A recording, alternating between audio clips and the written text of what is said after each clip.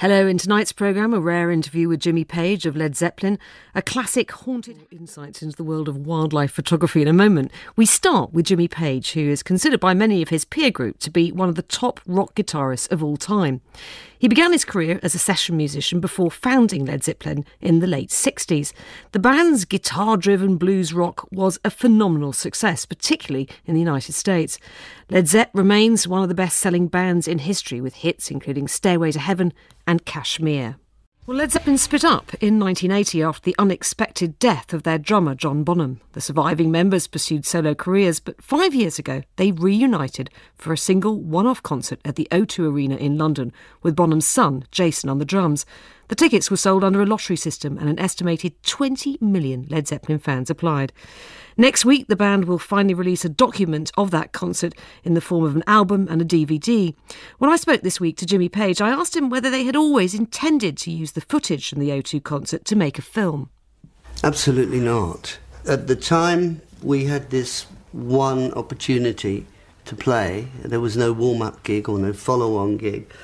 And we put a lot of work into it to make sure that we were really fully up to speed so we could go out and show people why we had a reputation of being what we were. Actually, the total focus was on that one show and working towards it.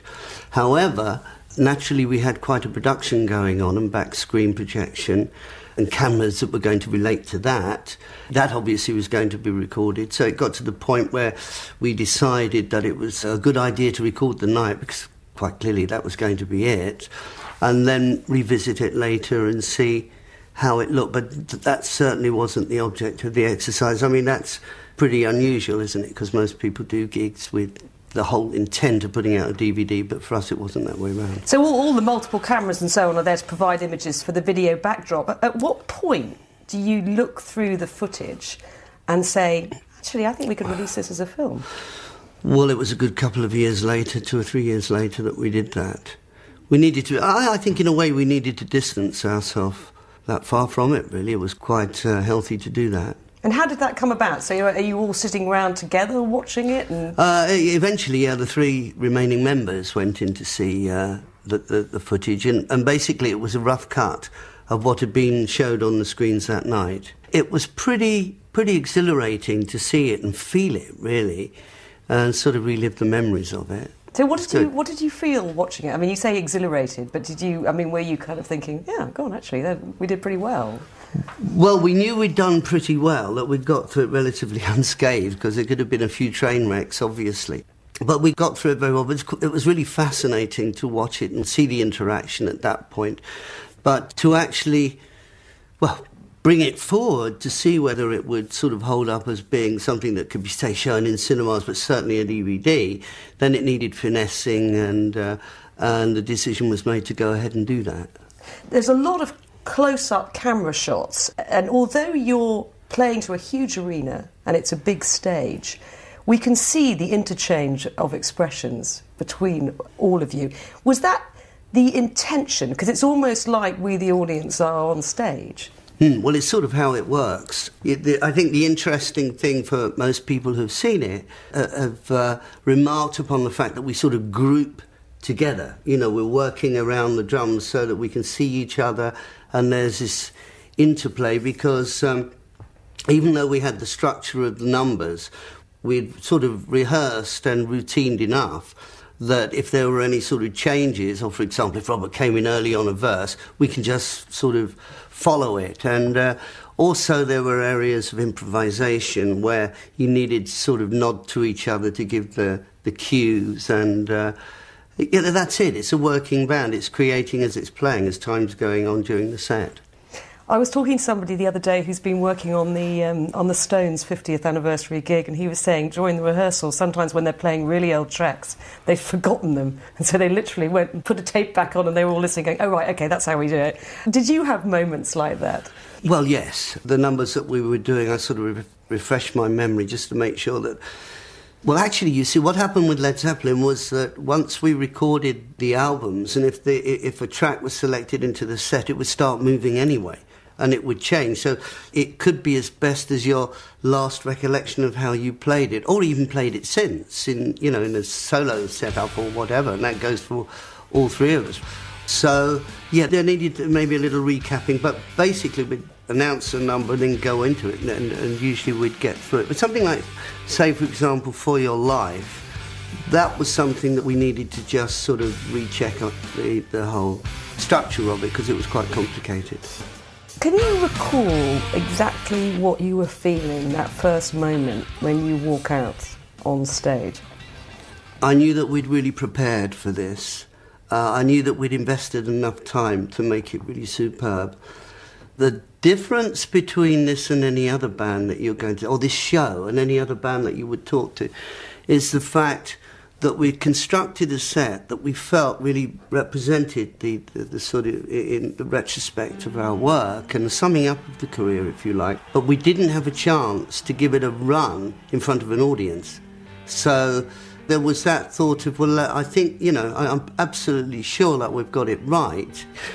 And I didn't necessarily have, floods of nerves, but the adrenaline tap had really turned on, and I was just really wanting to get out there and play. So that's what I felt before it. Now, you played, I think, 16 of your greatest hits. I mean, I imagine there was a lot of discussion about what you should or you shouldn't play. With hindsight, any regrets, anything you wish had been included that wasn't, or do you think it would have been? Not really. I think it was... the one thing that we were going to do was include Stairway Somewhere, in the middle, 2/3 of the way through, and end with Kashmir. That these sort of decisions were made on the way through. I think it was pretty good. Now, you certainly look, all of you, as though you're enjoying yourselves. I know it was a one-off, but if Robert Plant had said to you just after the concert, let's do it again, would you have said yes? Yes. Oh, absolutely. Oh, absolutely. I think the first question would have been when, as opposed to yes. Of course, yes, I think everyone... We put so much work into it, and we were really on a roll by the time we went in there, that I must say that... I know this was the same for John Paul Jones and myself. The following day, around sort of 2-3 o'clock in the afternoon, we were really sort of pumped up because we'd paced ourselves towards doing a show. And, of course, there wasn't a show the following night, but there we are. Now, next month, you, Robert Plant and John Paul Jones are going to be given the Kennedy Center Award for your contribution to American culture. Quite an accolade. How does that feel? Well, it's a terrific honour, isn't it? All four of us were so influenced by American music. And for me, the music that I was hearing in the sort of 50s over here, the sort of music of Cliff Richard, etc., and Vince Taylor, these people, it was all really, and Lonnie Donegan especially, it was all a reinterpretation of what was going on in America. So we sort of had this American music sort of coming into us, and then we were accessing it through the radio and records. So it's a major part of why we became what we were, which was musicians, and became totally seduced by this whole movement of music. Now, when you get your Kennedy Center Medal, you will be introduced to President Obama. Do you know if President Obama was a Led Zeppelin fan? I don't know. I don't know whether he's been sort of forced to listen to it as he's going to be hosting this ceremony. I really don't know, but that's something that we will find out. Now, just finally, because we're here today to talk about this, the film of the one-off concert and the release of the record celebration, will it happen again? Well, the fact is that the easiest way to put this together is to say that, yeah, we've just recently had showings of the film, and the group members have been back together for premieres, etc. And that's almost 5 years after the event. The only way that I can look at this is to be quite realistic about it and say, well, that's quite an amount of time to pass without actually not a hint or a whisper or a nudge or a wink about maybe doing something for some reason or other. So I don't hold a lot of hope in it. Because if it was just up to you and John Paul, you would do it, wouldn't you? Well, how do you mean, though? Do you mean just playing together, or do you mean you can't really go out as Led Zeppelin without Robert Plant? No, but I mean it's Robert Plant who doesn't want to do it. Well, I don't know whether he doesn't want to do it, but what I do know is that or we were aware that he was going to do the Alison Krauss project. And so I suppose one might have thought, well, let's see what he's going to do after that. And then he did another project, and then another project. There always seemed to be another project coming up, and then we're sort of talking 5 years later. Well, we hadn't done another concert, so there we are. Jimmy Page, and Celebration Day is released on Monday.